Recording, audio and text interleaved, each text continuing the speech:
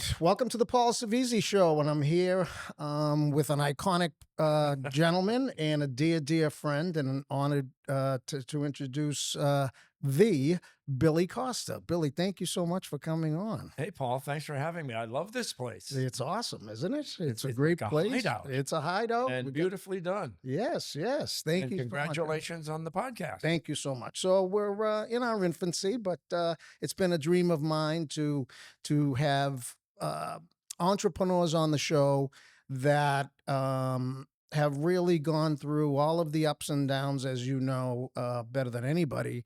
And what are those qualities that equate with, as you know, my passion has been martial arts for so many years, but what I call the black belt mindset, the mindset of people that are on the mat every single day. And I've been doing it for 50 years. You've been doing what you've been doing for many moons, and how those qualities equate. But let's just dive into you, because you are blowing up. So tell me about, you got the show, you got the book, you've got all these other ventures. So what's going on right now? Well, I mean, it all started with Kiss 108. Oh, yes, absolutely. Actually, no, it actually started when I was still in college at Emerson. And one of the, I originally went to Merrimack on a hockey program. Right, and after 2 years, I said, this isn't what I really want to end up doing. So I transferred to Emerson. And because I gave up my scholarship, well, I had to earn money to pay my own tuition. So one of the many jobs I had while going to Emerson was I became a nightclub DJ.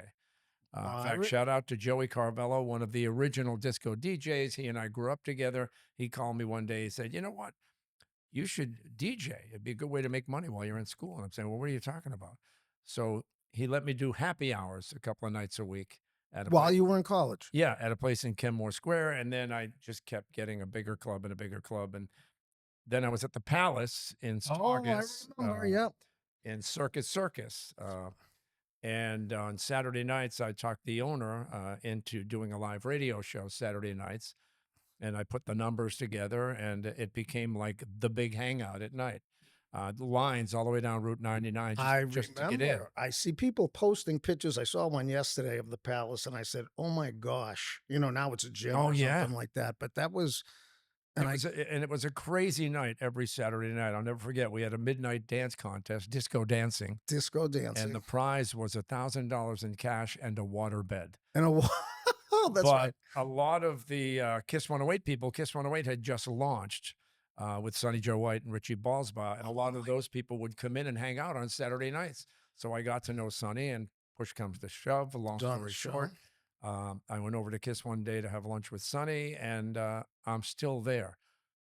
You're still there. Now, we're talking early 80s. Early 80s, because I remember you were at the Palace, but weren't you also, you were at like the Harbor House too, right? Weren't you? The Linway and Lynn. And that's where I did my first TV show called Dance Jam, and that was Friday nights at the Harbor House. I forgot about that. Well, that's what I mean. So, like, I remember in the 80s, like, Tuesday night was like Night Shoes on Route 1, and then Thursday night was this, then Friday was the Harbor the Harbor House, then Saturday was the Palace, and like my kids would say, you used to go out every night, and I said, yeah, almost. It was a crazy time. In the 80s, that's it. People loved going out, and what was also great about it is they loved getting dressed up. Silk shirts. Guys would save their money all week so that they could get a new outfit so they can go out and dance. I know. Everybody danced. Yeah. The silk shirts. Remember the silk shirts? Yeah, the Nick shirts. And tellos. Yeah, remember? And it was partner dancing. Absolutely. And thus we ended up with a dance contest on Saturday nights at the Palace. So no clubs like that now, right?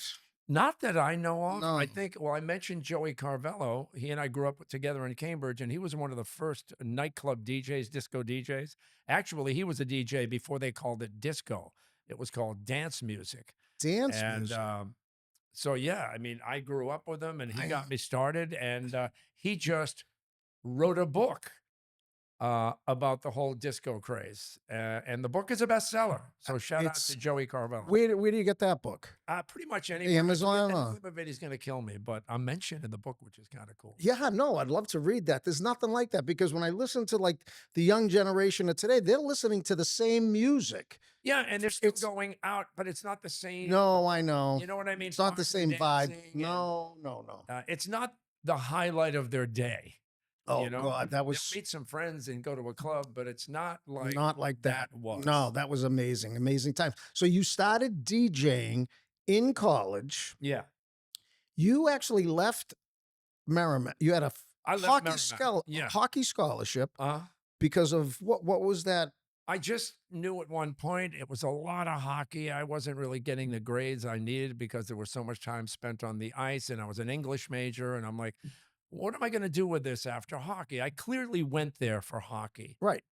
So I dropped out after 2 years, took a year off so I could earn some starter Spent the money, money. and went to Emerson. And Why Emerson? Because Emerson obviously uh, is in your realm, but funny, I grew up in the inner city, very poor neighborhood.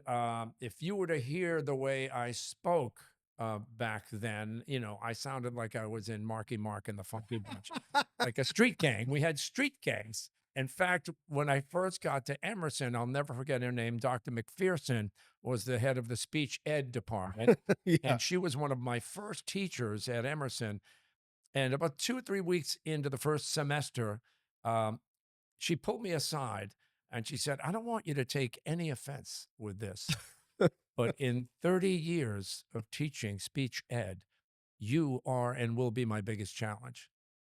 And I took it as a compliment because she took me under her wing and I really, really concentrated. Funny thing about that is, you know, it's because of the way I spoke.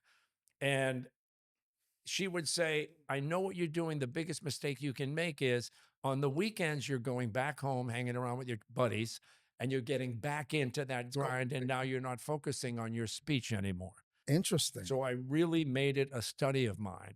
And yeah, it was an interesting Dr. beginning. McPherson. Yeah. That's amazing. Yeah. You still remember that? You remember the name? Yeah. And we got close because she really took me aside even after classes. And I was into marathon running at the time. She came to the marathon to support me and everything. So Wow. if she's got any relatives listening out there, she That changed my life. that's well, Yeah. there's it's You know what she had? A black belt mentality to teaching. I love it, right? Okay? It's the Yeah. passion. It's that just because, Yeah. right? Just because, and that's so interesting. You're going to be my biggest challenge in Yeah. 30 years So of teaching. So anyway, ultimately, longer story shorter, is I get to Kiss, and when I first interviewed with Sonny, he thought I was coming in to be a DJ, and I said, because I was a journalism major now, Right. I said, no, I want to run the news department for Kiss 108, and he said, well, we don't have a news department. I said, I know what you're thinking. I said, but I'm not talking about the news as we know it. I want to do lifestyle, pop culture, music news, entertainment news. This was before shows like Entertainment Tonight were launched and things like that. Yeah. And I said, and he was still like, well, I don't really get it. I said, well, I tell you what, at the time I already had a DJ company where I was putting DJs out at various events. And I said, I will work for free for 6 months. And, you know, because I was making a little money. And I said, but in 6 months, you're either going to hire me or I'm going across the street to your competition. Oh my gosh. And he hired me and I'm still there. Is that where was Kiss at the time? Was it over the bridge The there? original building on Route 16 where the double drive-in theater was Yep, and okay. the Big S sub store. Yep. Okay. But because I was doing all the entertainment stuff, now I talked him and Richie, the owner, into letting me go to Los Angeles and broadcast from the Grammy Awards, the American Music Awards, the Academy Awards.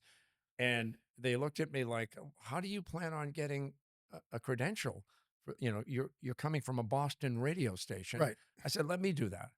So sure enough, I got credentials not only for the Grammys, but for the American Music Awards. And then I started calling PR agencies that represented the big TV shows, like at the time, 90210, Oh my Knots gosh. Landing. Yes. And he got me passes to get on the set and interview the stars of the biggest TV shows of the time. Arsenio Hall show. I got friendly with Arsenio Hall. He would invite me to the studios every time I was out there for the awards. And it just kept growing to the point where now, when I got to Los Angeles, I would sell my services to at least 10 or 12 other radio stations all over and basically file the same report. But instead of saying in Los Angeles for the Grammy Awards for Kiss 108, I'd say in Los Angeles for the Grammys, at the Grammy Awards, Awards. for Power 99 in LA, I'm Billy Costa. So wait a minute. This is really intriguing. How does a kid at Emerson working part-time, and then you make all these like little inroads, and then you say about the news, no, I want to do the news. Yeah. Like, what is it? You come across to me and have always as you're under the radar. But like what was that drive that said, well, you don't have a news station. Well, can I go to Los Angeles? Or like what propels you? Like Because I whether was intrigued by the industry, intrigue. and I was always into music. And the bottom line is, I always loved performing. I So mean, you're a as mus- a young child, I was a drummer. We had oh bands. We won community auditions.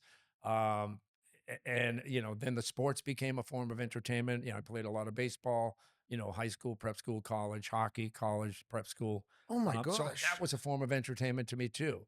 I was performing, uh, But you're a and I city kid. translated it to this. But you're a city kid. Yeah. You said growing up in Cambridge, not as we know Cambridge now, Oh, was no. much different, right? And it just seems like it's very artsy. It's artsy, Oh, music and yeah. performing. It's like Where I grew up, it wasn't very artsy. I exactly. was about a mile from like Harvard. Yeah. I was literally the backyard to MIT. Oh my We gosh. grew up on the railroad tracks, and now it's all Technology Square. Yeah, a little And that different. was my backyard. It was the railroad yards. Um, so it wasn't the Cambridge that a lot of people know. No. It was East Cambridge. It was very poor. When I first moved there, we were one of two Portuguese families, Yep.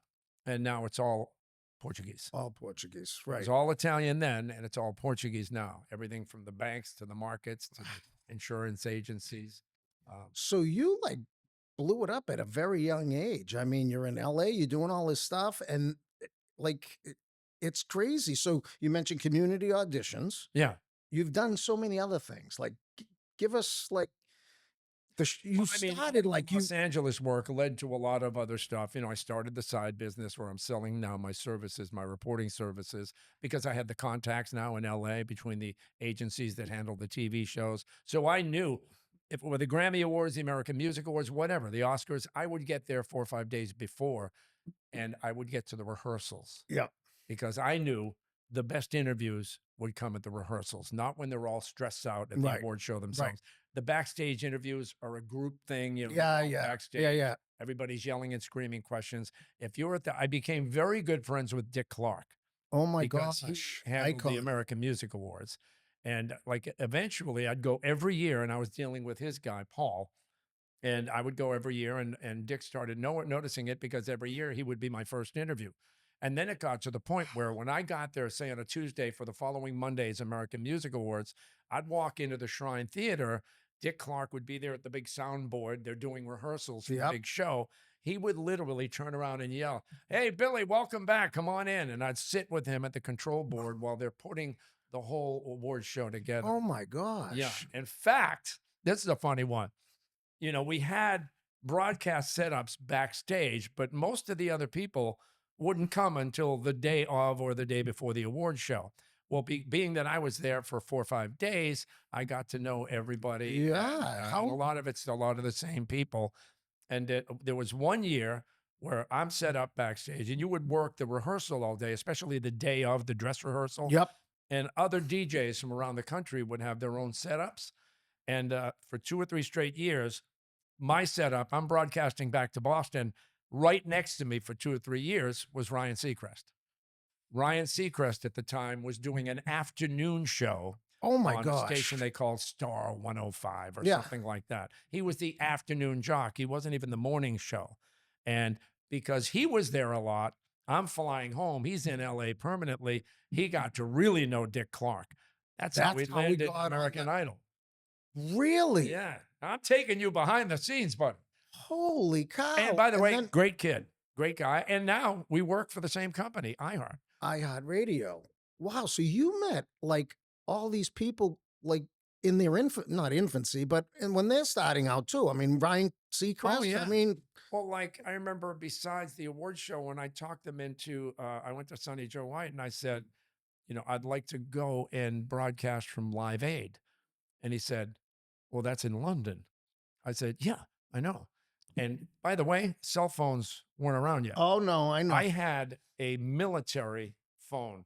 Like if you can imagine a metal box Yeah, with the phone on top, it was about this big. yeah. They used That's to be how in I bags. broadcasted from Live Aid. Are you kidding me? Yeah. And So I would be standing side stage, like when Mick Jagger and someone else are performing, and so many magical things happened at Live Aid. you have to write a book. This Uh, is it crazy. was insane. And I'm live on the radio with this phone, With like, okay, we're alive here at Live Aid in London. Crazy. It's 100 degrees. It was so hot during Live Aid. The fire department came in and they were hosing people hosing down to the people down. stands. So what time? What period are we talking there in London? Live Aid, what was that? That was mid to late 80s? I don't know. 80s. Again, all But in it was a dual show. You had London and you had Philadelphia. There were two Live Aids. A lot of the acts flew from one right to the other. Do you think that, like you mentioned something that just sticks in my head? You arrived in LA 4 days, 5 days before everybody else. Yeah. You got to meet, you got to mingle, Yeah. you got to, I mean, All that's through the record labels, I would prearrange interviews with some of the bigger stars when they had time. that's Because you. now they've got the time. They don't have it show day. No, like you said, but you had the foresight to say, I can't, backstage is a free for all. Everybody's stressed out the day of. Yeah. You get there before, but everybody else is getting there the day of. Well, I'll give you another example. Yeah. The Grammy Awards. Yeah. There was one year, everybody remembers it, Milli Vanilli. Yeah. Okay. Milli Vanilli. Yep. So there was a big competition between Dick Clark and the American Music Awards and the Grammy Awards. Okay. And was it Michael Green, I think, was the president of the Grammy Awards at the time. So I had set up an interview with Michael Green. I would do that every year because let's start off the broadcast with the guy running the show. Yep. And so I sat down with him and I brought up the rivalry between he and Dick Clark. And I said, so what's the deal with this rivalry? And what's the big difference in your mind between your Grammy Awards and Dick Clark's American Music Awards? Because a lot of people love one, love the other. Yeah. He Yeah. said, Billy, I'll tell you exactly what the difference is. If you're on my Grammy show, you're performing live. There are no lip syncing. There is no lip syncing. Hours later at the Grammy Awards, the big news story was Milli Vanilli lip syncing at the Grammy Awards. Oh my gosh. You don't think I had some fun with that when I called into the show the next My morning? gosh. That's the kind of crazy stuff that can happen totally by accident. Well, okay, let's talk about that because accident, I don't think it's accident. I think it's opportunities, right? Because look, Well, yeah, you make them. but talk to me about, Black belt mentality. right. So I always say, people say, and I was saying this the other day to a bunch of people. They're like, oh, it's luck, it's timing, it's this. And I said, you know what? There might be a teeny bit of that, but it's not. It's positive energy. You're creating those opportunities. They're coming to you. What, like that whole story you just said was because of everything that you did before. Yeah. And it just kept having a rippling effect. Exactly. Like doing the shows from LA and from London or whatever, just got me to do a lot of other stuff. Like when the New Kids first broke out, New and Kids on the Block. exploded. Yeah. It so happened I knew them because they would come on Kiss with me when they were break dancers. They weren't even I remember. Yeah. singing group. So I got to know them really well. And when they were really exploding, even before their first tour of the States, I was working now because of all my LA work. WBZ TV hired me to do entertainment reports in the 5 o'clock and 6 o'clock news. So I went to the then BZ news director and I said, hey, by the way, at the time they had Evening Magazine. Yeah. 7:30 every night, Yes. competed with Chronicles, Yes. 7:30 every night. And I said to the news director, I said, listen, I'm thinking you guys should do a 1 hour special, because the show has never been an hour long. It's always a half hour. And I can guarantee you unlimited VIP access to the New Kids on their first tour of America. He laughed me out of the office. Okay. I'm not naming names. No. But then he called me back in a week or so. He did his research and he said, hey, can we revisit that New Kids show? Yeah. So sure enough, we not only did the New Kids on tour in the States for the first time, and you would think it was the second coming of the Beatles. It was insane. Of course. So I traveled with the New Kids on the tour, and we did a 1 hour Evening Magazine special for the first time ever. And for the first time in 13 years, they beat Jeopardy. So then the news director, now the New Kids are announcing their overseas tour, their European Yep. tour. He calls me and he said, "Hey, you know that New Kids thing? I know they're going overseas. Can we do something there?" I said, "Absolutely." So off I went to London, Ireland, Scotland with the New Kids. Oh my And gosh. because I was traveling with the New Kids, they were writing about us and me in the magazines. Of course. And I became the guy with the New Kids. And so when they were like doing the concert at Edinburgh Playhouse in Scotland, the BBC would broadcast from one of the balconies, and they had me on as the guy with the New Kids. And then I would introduce the New Kids on stage, and I shot an entire evening magazine special on tour overseas with the New Kids, which became the second most watched episode. That's amazing. It was So a great time. The but guys were see, great. look what's resonating throughout you. I'm listening very carefully to what you're saying. Like from the news station, like when you went in with Sonny Joe White, to now to uh this story about half hour to an hour. Yeah. Like where's that coming from up here? Like where's that vision? Like it's very visionary Well, because I knew I could guarantee access that nobody else had. because of the people. Thanks, by the way, to Maurice Starr, their manager, and to the New Kids who I kind of got to know, and I still talk to. I texted Donnie about an hour ago. Oh my gosh. So you still stay in touch with these people? Yeah, because it was just announced they're going to do the halftime show at the first game at Gillette for the women's professional soccer team, Get out. Boston Legacy. Yeah, When is that? just this morning they announced that. When is that coming up? March 14th, I think. This March. Yeah. Oh my gosh. So So I called them today to see if we can come on the show Friday, the morning. right. So again though, it's very intriguing to me because, you know, being the entrepreneurs that you are, uh, you had this vision at a very young age. Like you pushed the envelope. Whether be at Emerson, whether it be leaving Merrimack, whether you with Sonny Joe White in this, like you pushed the envelope. In a I good think the biggest reason is it's just not work to me. Okay, so let's get to that for a second because so many people in this day and age, it's when we grew up, right?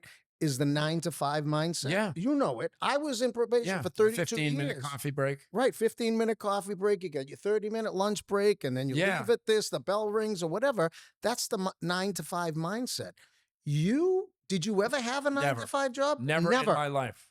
I've never worked in an office. I've never had a job with a lunch break and a coffee break, and never. Never. No, But that was pretty much my own schedule. But that's the time that we grew up in. Oh, absolutely. Right? You go to grammar school, you go to high school, maybe you go to college, then you get a job, then you get married, then you have kids, you have the white house, a picket fence, you have Yeah. a couple of dogs, then you do this, then you retire, then you collect your pension.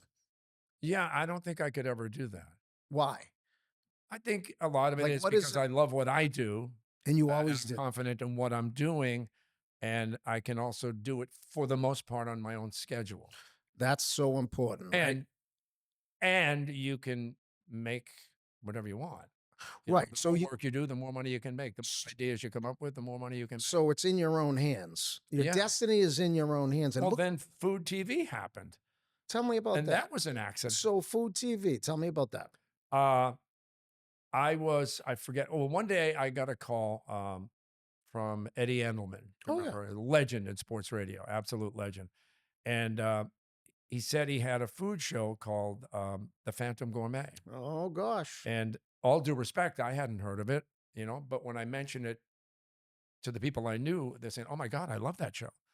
So he said, "Yeah, I was thinking you'd be great to host Phantom Gourmet." And again, I didn't know what the show was. So he said, "Why don't I have you come in for a couple of shows and see what you think, get a feel for it and see what you think." So I ended up doing Phantom Gourmet for 8 years with the Animal Brothers. Shout out to them. They do a great job with that show. And then after 8 years, I just wanted to I wanted to do my You wanted to do your own. show. So I started TV Diner That's at right. NECN. Charlie Kravitz, the boss over there, called me. He saw something there. And so we met and we created TV Diner together over at NECN. And I think I did TV Diner for 12 years at Wow. NECN. And then I think in about the ninth year or so, I was fortunate enough to meet Jenny Johnson. She came in and interviewed for the job of producer, one of the producers on the show. And I immediately took a liking to her. I thought she had the energy. I thought she had the personality. Yep. And so she started working with me on TV Diner. My very first producer was Jason. He was great. And it wasn't long before I said, well, wait a minute, Jenny should have her own segment. And what was it called? The Jenny Cam. The Jenny I Cam. said, you know what? Why don't you take a segment? We'll call it the Jenny Cam, and you just take us somewhere we don't know about. Yeah. Take See. us to a new restaurant. It doesn't even have to be that. It could be lifestyle. It could be, a new concept somewhere in Boston or New England. You could take us to an inn and spa, whatever. Something we don't know about that we should know about. And that was her segment. And then, like, before any time at all, I just had, we became co-hosts. So And Billy, now we co-own the show together. this together. Okay. Yeah, because then we left NECN after 12 years. I left NECN and brought the show over to Nesson. And there's a good story behind that. Charlie Moore, the Mad Fisherman, Yeah. was a good friend of mine. He was doing his Mad Fisherman show on Nesson. And he knew I was talking and thinking about moving the show to a different network. We talked to a few different networks, ones you'll know, in the Boston, New England area. And Charlie called me a couple of times and said, Billy, I know you're feeling your way around for a new network. He said, I'm just telling you as my friend, Nesson is the place you want to be. It's the station that will do the most for your show. It's the most unselfish station, and they'll be open to any ideas you have. And thanks to Charlie, we went to Nesson, and it was also a big plus to partner with the Red Sox and with the Bruins. So, Oh, yeah. and we're still there 12, 13 years. 13 years. And now we have a second show on Nesson called Meet Boston How into its third season. I'm getting And like we have a cookbook. I did see. I do have the cookbook. I So wait feel a like I'm talking too much. I Go love it. ahead. No, I'm getting palpitations because like I'm still back like in the DJ day and you're in the food thing and now you're on the red carpet and now like how did do like you said it's not work. So help us, help those that are going to be watching understand how one does all of this. Like I just felt like I always had something to say. I always had something on my mind, and I just wanted to see if somebody else was interested. I'll give you another red carpet story. On the early going, no cell phones existed. It was the very first year I fought and fought for 3 years to get a press credential for the Academy Awards. When I would call them, there was no email. no. When I would call them, they would say, let me get this straight. You're a Boston radio station. Who's This that? is a television and movie event. Actually, just a movie event. I don't get it. I said, just let me come once. You'll see how hard I work it, and you'll appreciate it. So I finally got my credential for the Academy Awards. And my first day, I'm working the red carpet, but I went down early again and Again. scoped out the area Yep, yep. around where the Academy Awards are because there are no cell phones. Okay. So I knew that I was going to work the red carpet, and periodically after I got a great interview, I would run to the next corner where there was a payphone. And I Oh, would payphones. take my cassette recorder right to the payphone. I would call the radio station and say, "Oh my God, I can't believe it! I just talked with Michael Douglas for whatever movie," and I'll play the soundbite and put the phone up to my cassette recorder like he's standing right there. Ingenious. Totally faked it. Totally faked it. And then I knew enough. If I'm going to work the red carpet, I'm a radio guy out of Boston. The stars coming through, they're going to go to Entertainment Tonight. They're going to go to the big TV. I would always station myself next to Entertainment Tonight. Right? Mary Hart This and John Tesh would be on the red carpet, and they got to know me, and they knew that they didn't have a problem if I just stuck my mic in when While they're they were interviewing the big star, interviewing. and I'm using the sound bites as though they're mine, calling Boston. Hey, I just talked to. I just talked to me. That Yeah. is truly Actually, I'm extraordinary. starting to remember a lot of crazy Oh my stuff. God. I'm like sitting like, what the heck? Yeah, this is fun. This is like a pinball machine. I'm all over the place. Now, wait a minute. While you're doing like all of this stuff, like, is the DJ gone now? Like you said, you had Oh, your the own. DJ company. Yeah. I still had that for a while, and then I had a guy, Mike Walsh, who is now an attorney. I had him run the company because he was an event DJ. Okay. Really good gentleman, smart kid. Yep. And he took charge of that company. All right. We kept the all the equipment, and I had a storefront in Arlington. Oh, I didn't know that. Entertainment, etc. was the name of the company. Really? Oh, I'll give you another really Yeah. cool story. Oh my So God. the storefront in Arlington, I'm not going to name the name. No.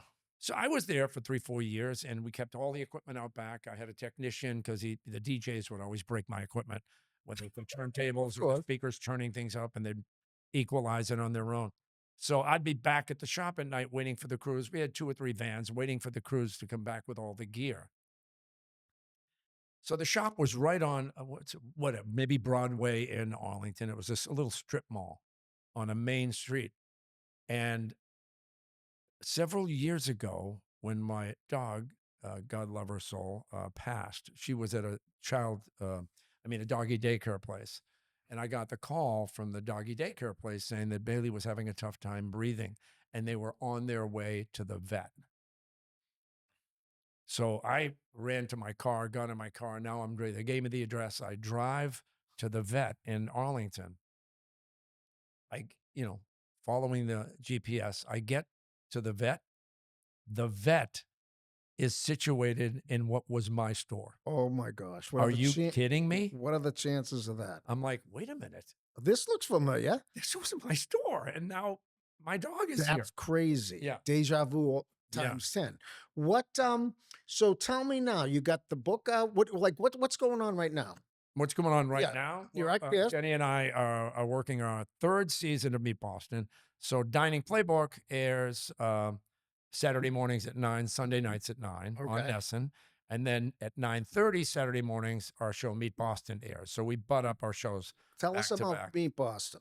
Meet Boston, we're partnered with Meet Boston, and you'll remember it used to be called the Office of Travel and Tourism. Oh, yeah. Pat Muscartola ran it for years. Yeah. But they turned it into Meet Boston. It's a very, very cool company. Martha, who runs it, is a genius.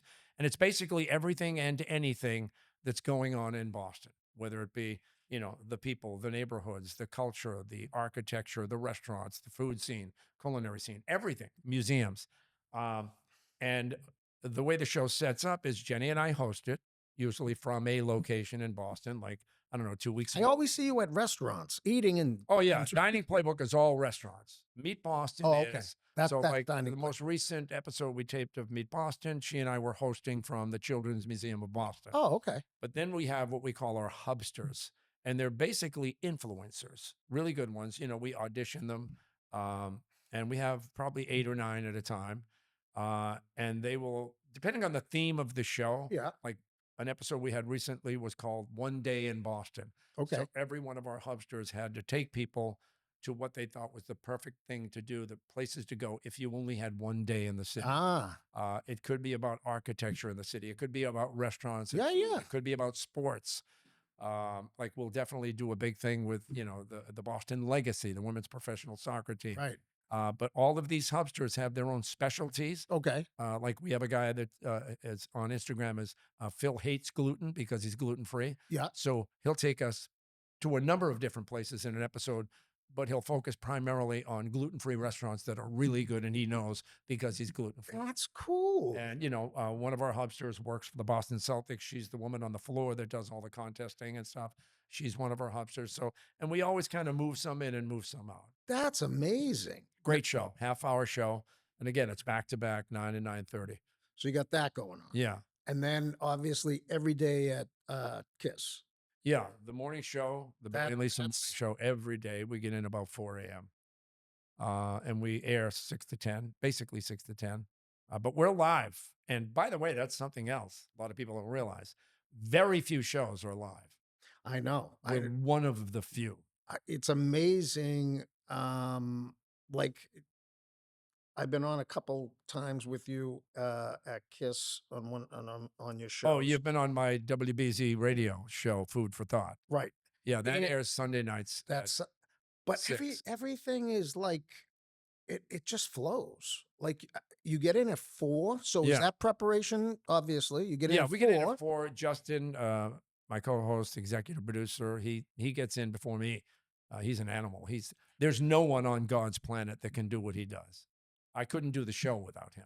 He's amazing. He's like the ground troop, bro. He is amazing, and he's so good at editing and producing sound and finding interview clips and things that make people get people entertained and get them laughing. And So there's a lot that goes into in fact, he and I do the countdown show together, which airs Saturday mornings. and Sunday nights. How many? The countdown I'm airs laughing Saturday and because Sundays I'm from like, like wait a minute. 9 to noon. Um, which We're are not the 20 years old anymore. I How do know. you do this? It's fun. How do you? It's crazy. So how do you do it? Because I saw some scenes of you, like I don't know if it was on Instagram or whatever. Like you're in different countries, you're on these safaris and all this stuff. The show must go on when you're not here. Oh, yeah. Like so, like how does Um, how do you do that? well, Like ask my wife, Michelle. My wife is a biomagnetic practitioner, she's an amazing woman. and she just creates miracles for So what do you call it? animals and for people. Biomagnetic. Biomagnetic therapy, and she's a practitioner. And it's almost like you can't get an appointment. She treats a lot of animals. She treats a lot of people. She's tied in with um, oh my God, she's going to kill me. They have a big clinic in New Hampshire with Janelle, who actually taught Michelle.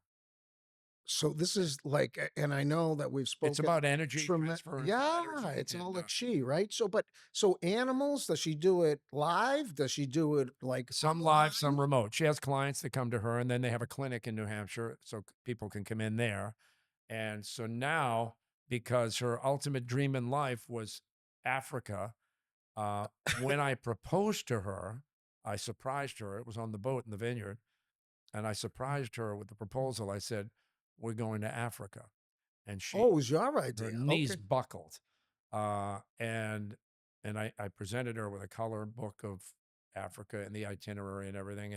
And so we went to Africa for the first time, the two of us, and it just blew our minds. And our very first stop was at an elephant sanctuary in Zimbabwe, and that really blew our minds. It's like they rescue elephants and their babies from the wild who have been attacked by poachers Oh, uh, or, or by other animals. And they bring them in and they rehab them and they feed them with the objective being re-release them into the wild. So every afternoon, they take the elephants and their kids out into the wild on a safari or expedition, hoping that some will peel off and decide for themselves that they're ready to go back to the herds. That's their ultimate goal, for them okay. to be ready. And sometimes one of them will just leave the camp. And we were so taken by it that Michelle started talking to the people that operate it, and she started treating elephants remotely from here. Oh my So much God. so that we went back, or she went back this time to Kenya in July of last summer, and met some other people. And then she and I went back this past October, and we started in Harare, which is the capital of Zimbabwe, at an animal sanctuary where it's mind-boggling what this woman Roxy has done. She's got 85,000 acres, and she takes animals. Oh, it's not just elephants; it's giraffe, it's zebra, it's lions. I mean, and they're all on her property, living their best life. But they've all been rescued, They've been rescued. and they've been emotionally injured or attacked by poachers. And the goal is have them get back into the wild. So And now Mich- she's treating oh, this gets better. Now Michelle is treating animals at that sanctuary with Roxy, who owns and operates. She's a wonder. I can't believe they haven't done a movie on this woman. But we got a call 2 or 3 weeks ago from Roxy, and because I post all of this stuff, my videos on my Instagram. We do the same thing for dogs, shelter dogs, and rescues. wow. I just did a big thing with Sweet Paws. We also do Gal's Best Pal. But Roxy called a few weeks ago, and because when I had Roxy on the morning show, she had reached out to us because a giant barn on the property had burned to the ground. Oh, It housed all of the food for all of the animals. all the They food. would have starved to death. So she called me begging for help, and I went on the air. And through our listeners on KISS, thank you, by the way, we raised between $30,000 and $40,000, more than enough food to buy food to get them. They would have starved to death. Uh, so now we're working a lot more, or Michelle's working a lot more, and we're going back You're going back. in August probably. So she's treating animals Yes, online in Africa, yes, Kenya, all over the world, remotely, and yeah, through remotely. magnets. So it's magnetic energy, Magnetic right? therapy, Chi, energy. right? Yeah. We call it chi in Yeah. Yeah. yeah, so Michelle and I have talked about. So how did you get into this? Uh, oh, the biomagnetic therapy? Yeah. Glad you asked. Jenny Johnson, my TV partner, Yeah. got Lyme disease a few years back, or 4 or 5 years back. And for 3 years, couldn't find anyone here, any doctors, any hospitals that could treat it, do anything about her Lyme. They all said there's nothing we can do.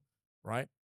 She went to Germany, or contacted somebody in Germany, because she heard that in Germany they have a cure or a treatment for Lyme disease. And people out there dealing with Lyme, they know what I'm talking about. Absolutely. Yeah. So Jenny was led to Janelle, who's now my wife's partner in New Hampshire, who they said was an expert on Lyme.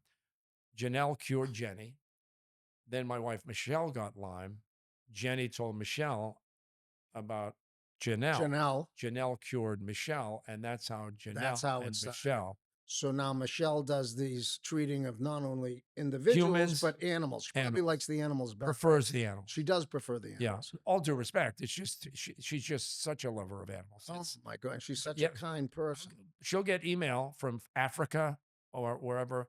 Recently, she got one saying this giraffe is having seizures and hasn't stood up for 2 weeks. Michelle treated the giraffe remotely, uh, and the woman called shocked. She said the next morning the giraffe was up and walking and joining the rest of the herd. That's why I was going to tell you we got an email from Roxy because of what we've done and the money we raised to feed the animals. Yeah. She called to tell me that a baby giraffe had just been born and they named it after me, Get out. William. William. How cool is that? They send you I pictures? cried when she told me. Absolutely. They send you Like, this is- pictures? yeah, she sends me pictures periodically. So wait a minute. Here's your little boy. You're not just a serial entrepreneur. Your wife and your family, and we'll get into your kids for a little bit, but everybody that's you're surrounded with has this Oh, entrepreneurial Michelle's got spirit. way more than I could ever have. My wife, Michelle, by the way. Hi, honey. Hey, Michelle. No, she's So because she does is amazing, and it's hard. It was hard for me to believe, and I'm well, sure it's right, hard for because that's anybody listening or watching the to thought believe. process, right? Yeah, you're like, Medicine wait a minute. You treated an animal in Africa online. with magnets, and now the animal's fine. Yeah, What's going on? It's and I've hard for witnessed the it time and mind. time again. to Same thing adapt. with people. Right. And that goes back to our 9 to 5 mindset that you don't have. Is like we're stuck in this box Yeah. from little kids on that you got to follow this path and doctor this, and I'm not, obviously medicine is phenomenal, but there's other things that work, right? And I know it's going to sound cliche, but I've always told my kids, you got to love what you do, or you won't do it well, Or you won't do it well. or you won't do it. So You have to love it. And you've as got it happens, they're all doing that. you got 3 awesome boys, young men. Chris, Alex, and Dylan. Yeah. Chris, Alex, and Dylan. Okay. Just briefly, just again, because this is entrepreneurial time on steroids, but the family is like this and the spouse. So tell us a little something briefly about who's the oldest. Chris. All right. So what's Chris doing? By the way, all 3 of them were interns on the morning show with us. So wait a minute. This might have something to do with. I don't want to take any credit. Oh, you have to. But, mentors. Would just say love what you do, or you're not going to love doing it. So Chris played a lot of sports. All 3 of them did. A lot of baseball, a lot of hockey. And during the pandemic, like all other kids, collected trading cards, baseball cards, football cards, basketball cards. I know because I'd have to go to the store and buy them, like 2 or 3 times a week. This during the let's go get some more pandemic? cards. During the pandemic. During the pandemic. Yep. And it just exploded. All of a sudden, overnight, he is the absolute spokesperson in the country for trading cards. How? I don't know, but initially he called it Costa cards. But wait a minute, Billy. I'm still like freaked out. Yeah. What did he do before? What was he doing? Like for work? Oh, Chris worked at Oracle. Just regular jobs. Was he not? I know we work different hours, but was he your typical 9 to 5er then? Not necessarily. Well, I guess at the time, yeah. At the time. At the time. Okay. Pandemic hits. Yeah. And well, look at all the recording stars that became famous during the pandemic, Right. releasing songs from their bedroom or their Exactly. living room. So he gets into this trading card, Trading cards. I couldn't even believe it. I said, "You're doing what?" but as a business or just purchasing? Well, like, what's he doing? Well, just getting into it as a big hobby. A But hobby. but you could post what you're doing because you're not doing anything else. Everybody's home. So he's on social So he's media been like on this. social media, the early stages, and promoting the trading cards and getting in touch with other people that are doing cards. And then he decided to form Costa Cards. And even before he became partners with Big Night and called it Card Vault, um, he was doing card shows where he'd just set up his own booth. Like, they have a Causeway card show at the Garden. The biggest one is in Chicago. They do them in Vegas.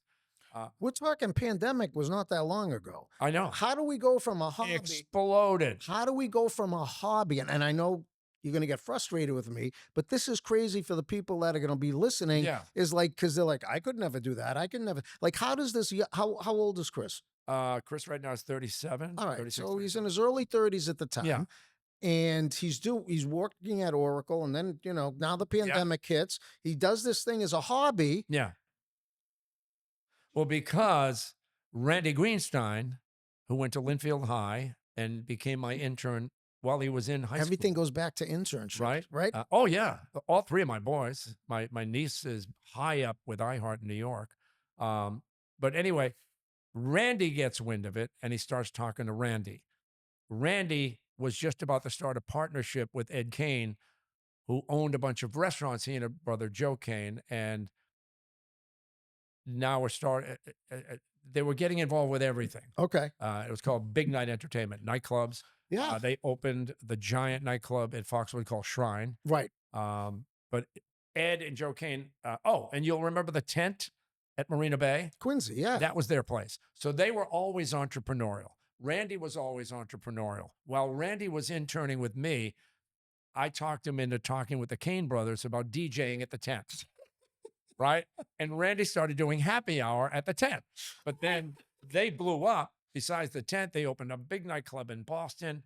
And then Randy became the DJ there. And then, long story short, Randy became in charge of all their DJs. Okay. And then they became Big Night Entertainment. And Randy, being entrepreneurial, also knew about the card business blowing up. So now he and Chris get together. They talk. Next thing you know, Chris, the card business is 50-50 partnership with Big Night Entertainment. And that's when the name change went from Costa Cards to Card Vault. And their companies together open a Cardville store in the TD Garden. It's there right next to the escalator. Right. So going up. Yeah. It's right on the right as you're going up. And then they opened another Card Vault at Foxwoods and also a Card Vault at Patriot Place. Those three are all still there, very much so. Then, long story short, Randy is very good friends with Michael Rubin, who used to own the 76ers and now owns Fanatics. And then Michael Rubin had a big interest in the trading card element that could be a good partnership with Fanatics, the biggest sports merchandise company in the world. So all of a sudden, my son Chris is calling me saying, "Yeah, Dad, I've got a meeting in New York with Michael Rubin." I'm like, "What? What? What are you talking about? Michael Rubin?" He said, "Yeah, he's very interested in the card business and this and that." And the next thing I know, Randy, my son Chris, they do a partnership. And now they're partnered to some degree, I think, with Fanatics. They could be talking out of school, but they've got the 3 stores and they continue to blow up. Now they're doing giant card shows all over the country.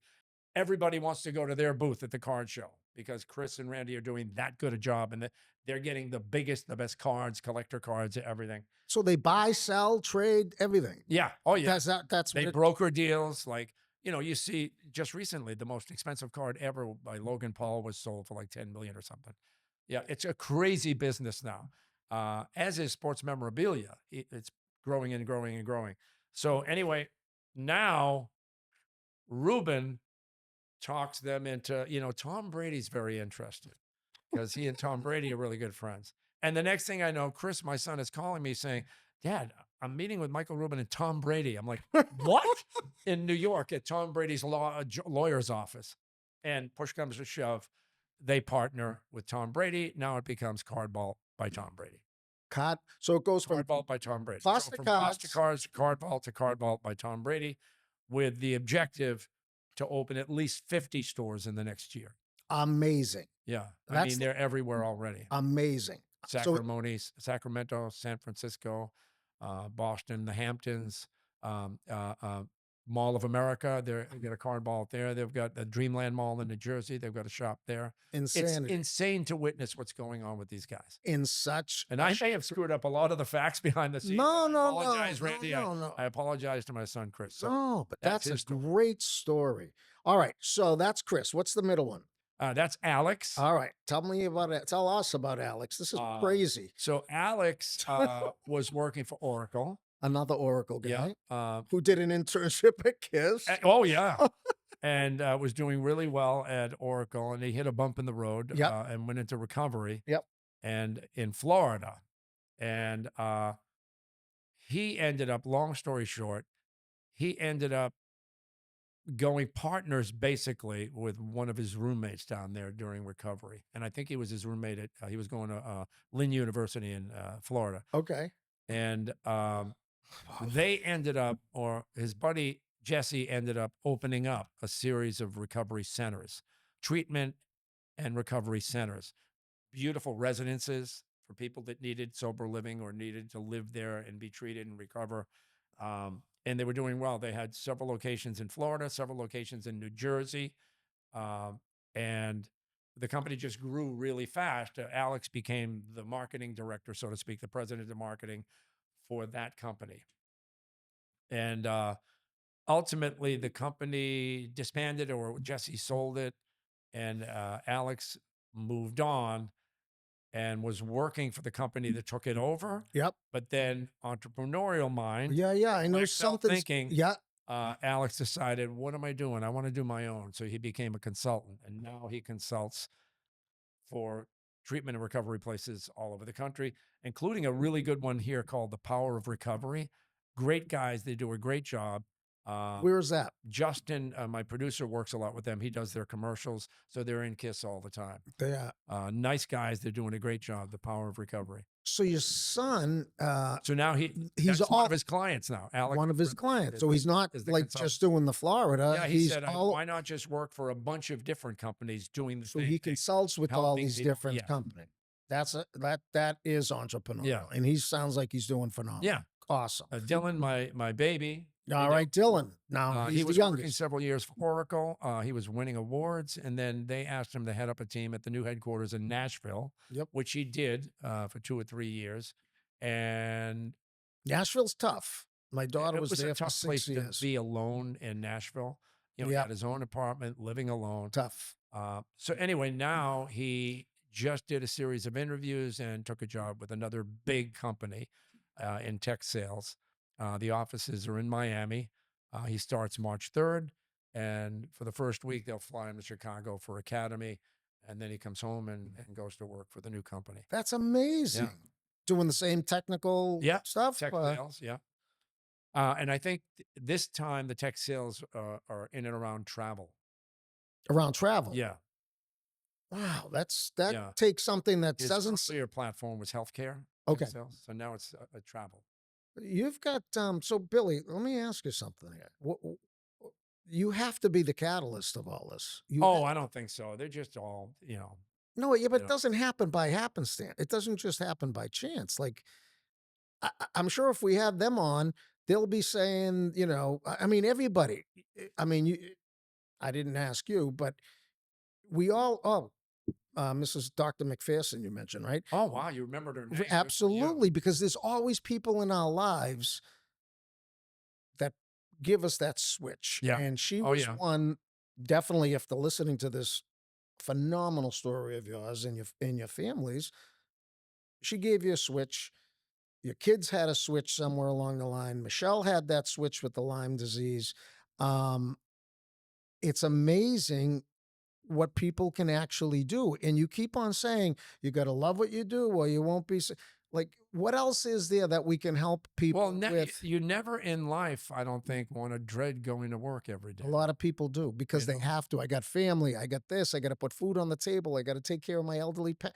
And Yeah, people I get. know a lot of people don't have a choice, you know? I mean, it's hard. You have to be very lucky to some degree to land in a place where you can do what you love, make your own schedule, be fascinated every day by what you're doing. But look at you said, I think it was Chris with the cards. You said, he worked at Oracle and he was just doing it as a hobby. Like, where do you like? How do you tell people or coach people? You got to write a book. Have you written a book? No, Jenny tells me that Oh every my day, God. every day. You like, this is crazy. This is like unbelievably motivating. Um, like, how do you tell people like you don't like some people, like you said, and I agree. At the moment, you have to do what you got to do to get by. I Yeah, get it. absolutely. All of us have been dealt different cards.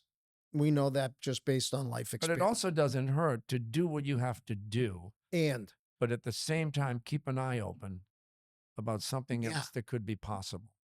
And don't ever be afraid to attack it, to s- go after it. so afraid to attack it. A lot of people. How do we empower? Like, I mean, I agreed to work for 6 months for free. you did. Yeah. Because I knew You knew what you could do. it was going to go where I wanted it to go. So in our martial arts program, we talk about martial arts all the time. It's really a passion of mine to empower people, no matter all walks of life, kids, teens, adults, people with different maladies, physically and emotionally, to empower them to be the best that they can be, whatever that means, Right. right? That they can do something that they love or that they're good at. Like, what would you say to But the it's one thing to say it, it's and another another thing to to do it? get them So that's to believe it and follow up on it. so if we're talking to parents out there that are raising a kid from East Cambridge, um, on the tracks, um, with a different type of voice on the weekends than at school. What do you tell them to do? Like, what do you tell these parents? How can they help their kids? I don't think it should all be about the parents. Okay, tell me. I mean, all due respect, but my parents didn't even know where I went to college. Okay, So, but someone did. Who? Think yeah, back. I guess Think back. connect with and be around people that you really respect for the way they attack life and how they're enjoying their lives. And don't be afraid to ask them or consult with them or, take them out for a cup of coffee or a drink. Who would you consider mentors of you or a mentor throughout your period of success in life up till this now? We all have mentors to one Oh extent. boy. People we admire, people that we emulate. Um, Anybody specific? Hmm.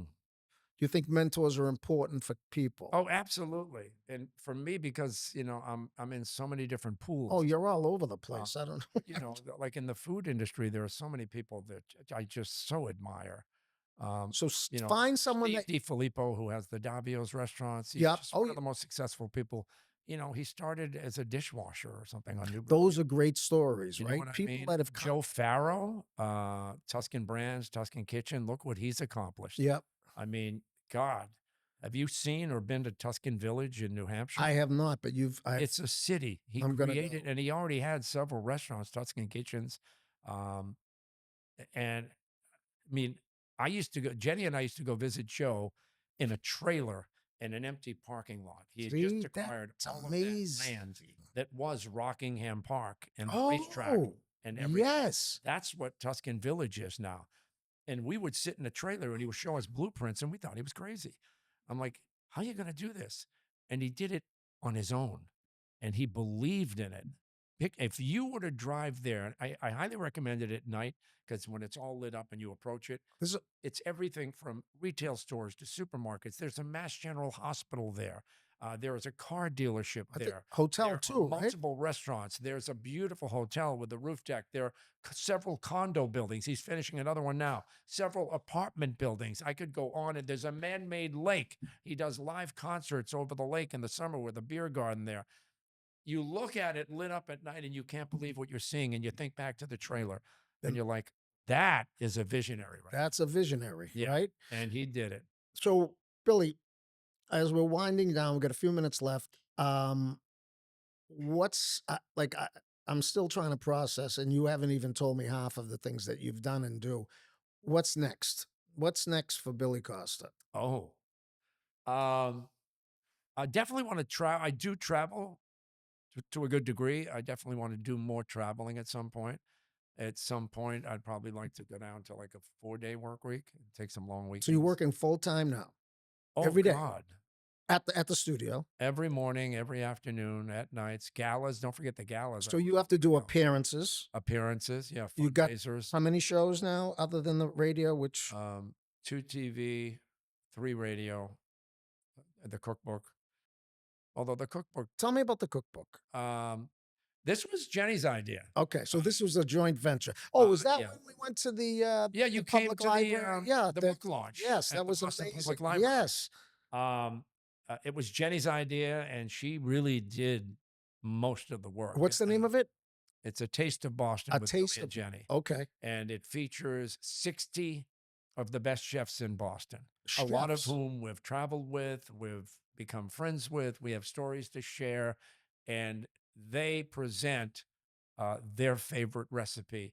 But part of the book is we told them we need you to present it in as easy a fashion as you can so people can easily make it at home. Got it. And so there are a lot of stories, a lot of anecdotal stories. We feature, we call it the side dishes or the sidebars. We feature a lot of episodes, so to speak, in the book on a lot of the kitchens, the food pantries, people who are doing great and worthy things within the food industry. That's awesome. So Yeah. you're showcasing and you're helping people too. And you can find it at a bookstore near you. Yes. So Amazon, I assume, right? Oh, funny story because Lisa, who's also entrepreneurial, my morning show partner, Yeah. has her own book club now, and that's exploding. She's in Florida this week, doing in Naples, Florida. She did a book club last week in Boca.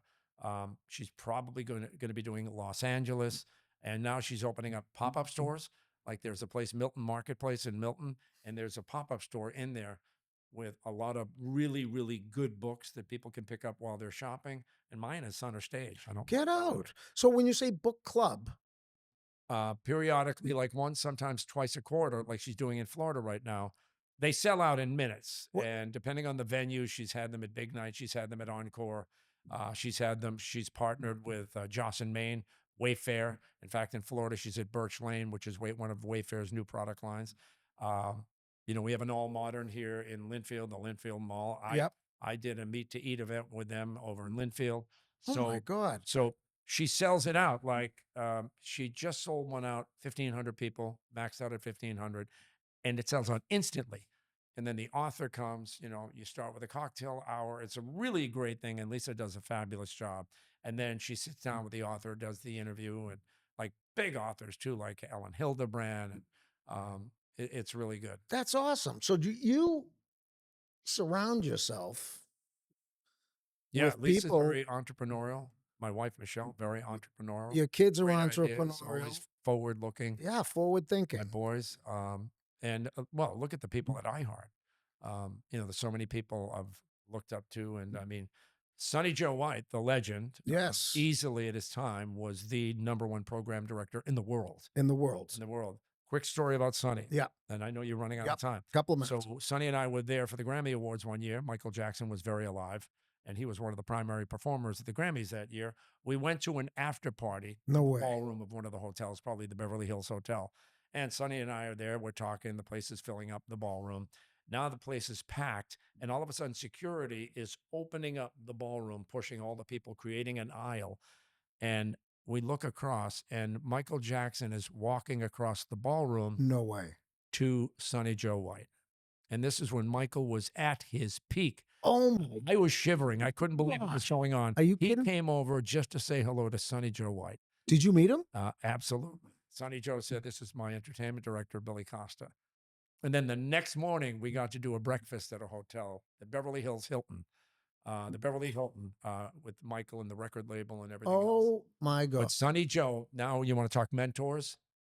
Like, I don't know if there's been somebody like him since. That's amazing. Although, That's shout amazing. out to Dylan Sprague, my program director now. Amazing. He's programming like 15, 20 different stations across the country. Billy, you've got so much to share, but you also have so much to offer, and I Oh, hope that's nice. I hope you'll consider coming back because I just learned so much about you, and you didn't. I'm sure we just brushed the surface. And I didn't get to learn more about you and No, your entrepreneurial we will. We skills. will. I just want you to be able to come back on the show, and I'm so proud of you, Michelle, your kids, and everybody in your family. Just keep on doing what you're doing, and like you said, love what you do. What's the quote that what you just said? Love what you do, and you'll love what you're doing. Love what you do, and you love what you Yeah. do, and you won't consider it work. Although your people in the background are probably like, "Who's going to shut this guy up?" No, no, no. See, but I can't stop talking because I love what I do. I love it. I love it. And thank you so much for coming on. It's truly an honor, and you're a very great, dear friend. Well, thank you. I Likewise. appreciate it. Thank you so much.